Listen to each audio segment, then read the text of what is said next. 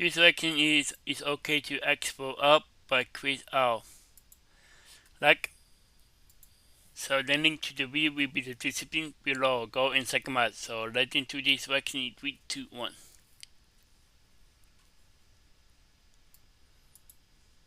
Video. So today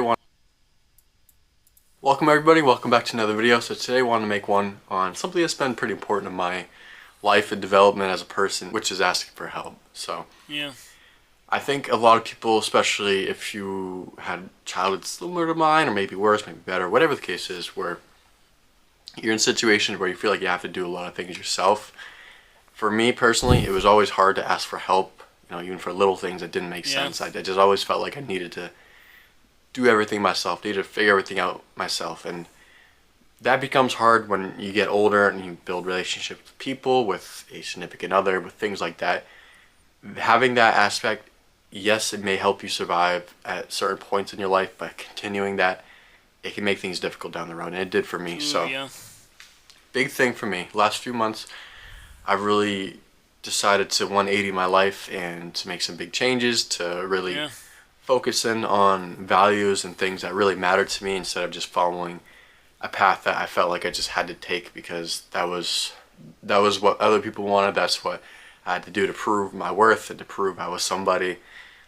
Long story short, I decided to go a completely different route, and for me, this was very new. It was very different, very unknown for me in a lot of different ways, and I didn't really know what to do. So, for me, asking for help through many, many different avenues has been such a game changer for me. Just things like getting a therapist. For me, that was something I was very against for a long time and just didn't have the greatest experience as a kid. But not knowing what to do at a certain point, I just said I have to make this work. So I have to get out, reach for some help, reach out for some help, and I did, and it's helped me tremendously in more ways that I can count. Even things like, you want to take practical examples, something like snowboarding. You do that by yourself, it's going to take a long time to learn. Like, the skills and the body movements you have to do are very unnatural, and if you're trying to figure it out yourself, it's going to take a while. But you reach out for help, you get someone, maybe pay for a lesson or ask someone who knows, and you get a little bit of more insight from someone who's been there already, who's already done the process, who already has that experience. You get that, it pushes you way, way further than you would have been able to do by yourself. And, it does come a lot of times with having to let go of that ego and letting go of that shell and that protective casing we put around ourselves. It does take putting that down and dropping that. It can be pretty hard to ask for help and to admit that you need help, but once you kind of get past that and just say, okay, you know what, I've reached as far as I'm willing to go by myself. I need some help. I gotta just put this side away, put everything away, put the ego away, and just be vulnerable for a moment and just allow someone else to come in and assist me. And just allowing that, you realize it's not such a bad thing. Like, I was always too egotistical, too fearful. Honestly, fear was the biggest thing, to ask people for help for certain things. Like, I felt like something happened and I would just kind of shell up and kind of just lock down, just completely lock up and just be like, okay, well, I gotta figure this out now. I have to, back by myself. I have to do this myself now. And that's a self-fulfilling prophecy. You always think that way. You're always gonna see that, and it's always gonna be presented to you again and again until you decide you want different, and that situation comes and you react differently, and it changes the whole cycle. So if you believe you have to do everything alone, you have to be the only person who does anything, you can't ask for help, you're gonna just see that consistently over and over again. It's the same thing in life, that any situation you gotta keep repeating until you change something, until you change the cycle and break out the cycle. The cycle's just gonna keep on repeating, keep repeating, keep repeating.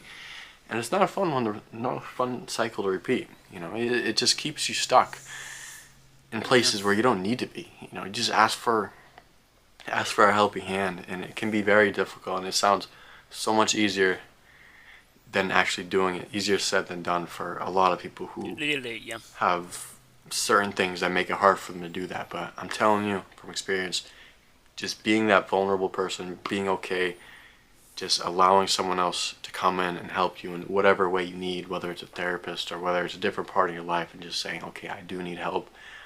I need Yes. someone to talk to, or I need someone to help me with this thing, or I'm struggling with this thing at work, and I need a helping hand. And all those things, I've found that if you kind of push them away and kind of leave them off, and you know, put them as this big thing and just make them bigger than they need to be, it just creates this bigger problem, and it just grows, and it just makes it so much larger versus just being that vulnerable state for a second, just saying like, hey, I need help. And can literally someone help you, bang, done like that, and it takes 2 seconds maybe.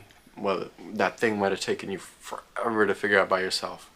You get a Yeah. little bit of help, and it pushes you so far ahead just by allowing someone to come in and putting that guard down, putting that shield down, just trusting that it is going to be okay to ask for help, and it's not Yes. going to be this big terrible thing. I think that's just a something you gotta really do to see. I can tell you all that I can how beneficial and all the goods to it, but until you really do it Yes. and you see it and you really feel the positive from it, then you kind of build that new pathway, that neural pathway in your brain, and it says, okay, well, this is the way I've been going, but this actually went this way and it was actually better. So you start to build that new pathway, if that makes sense, and it just Then you starts a success. new, better habit than the one that you previously had. So that's gonna pretty much wrap it up for this one. Just a quicker one. Something very important for me, myself, in my last 4 months of growth and development and becoming who I am now has really been through other people asking for help, through friends, through family, through, again, as I mentioned, a therapist, through so many different routes, just asking for help, asking for advice, and just Yeah. getting amazing, amazing advice from amazing people, and really just leaning on others. Others can lean on me as well, and they have. And in my times when I need it, I can lean on other people, and you should definitely do that if you can. 100%. Take advantage of that. Really, just be open to it.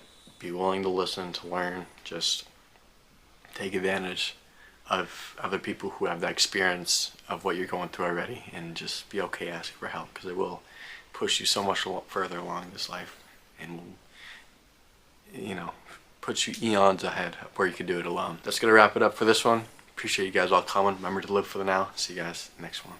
Peace out. Pizza. Do yeah, yeah. Yeah, it is okay to act for up. Yeah. To yeah. That was it's okay to act for up by Chris L. The link to the video will be the description below. Go and check out and drop a like if you like and comment below if you want to see more reaction like this one. And subscribe if you're new and click the bell so you can be notified for a minute below in my bye. Wow.